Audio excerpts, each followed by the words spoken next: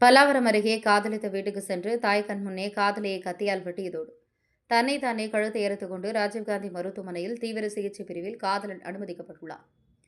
திருவண்ணாமலை மாவட்டத்தை சார்ந்த 25 வயதுடைய செல்வம் பழைய பல்லாவரம் பகுதியில் வாடகைக்கு வீடு எடுத்து தங்கி பெயிண்டிங் வேலை செய்கிறார். வழக்கம் போல பல்லாவரம் தனியார் பள்ளி அருகே செல்வம் பணிபுரிந்து கொண்டிருந்தார்.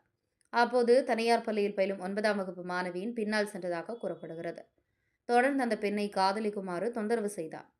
அது மட்டுமில்லாமல் பள்ளிக்கு நடந்து செல்லும்போது பின்னால் சென்று தொடர்ந்து தொந்தரவு செய்தார். இது சம்பந்தமாக அந்த மாணவி பெற்றோர்களுடன் தன்னை பின்தொடர்ந்து ஒருவர் தொந்தரவு செய்வதாக புகார் அளித்துள்ளார். மாணவியின் பெற்றோர் பள்ளிக்கு செல்லும்போது மாணவியை பத்திரமாக அழைத்து சென்று பள்ளியில் விட்டு வந்துள்ளனர். இந்நிலையில் பல்லாவரம் பகுதியில் உள்ள மாணவியின் வீட்டுக்கு சென்ற செல்வம் தான் உங்கள் மகளை காதல் செய்து வருவதாகும், எனவே திருமணம் செய்து வைக்குமாறு அம்மாவிடம் தெரிவித்தார். இதில் அதிர்ச்சியடைந்த அம்மா கூச்சலிட்ட போது அக்கம் பக்கத்தில் இருந்தவர்கள் வந்தபோது கையில் வைத்திருந்த சிறிய கத்தியை கொண்டு சிறுமியின் கையில் வெட்டியுள்ளார். அது மட்டுமில்லாமல் தான் வைத்திருந்த கத்தியை கொண்டு செல்வம் தன்னைத்தானே கழுத்தை எரித்துக் கொண்டார். இதனால் ரத்தம் சொட்ட சொட்ட மாணவியின் வீட்டிற்குள் கீழே விழுந்துள்ளார். உடனே அக்கம் பக்கத்தில் உள்ளவர்கள் மீட்டு குரோம்பேட்டை அரசு மருத்துவமனைக்கு இருவரையும் கொண்டு சென்றபோது அங்கு மாணவிக்கு சிகிச்சை அளிக்கப்பட்டது. ஆனால் செல்வம் உயிருக்கு ஆபத்தான நிலையில் இருப்பதால் அவரை மேல் சிகிச்சைக்காக ராஜீவ்காந்தி அரசு மருத்துவமனைக்கு அனுப்பி வைத்தனர். அங்கு தீவிர சிகிச்சை பிரிவில் சிகிச்சை அளிக்கப்பட்டு வருகிறது.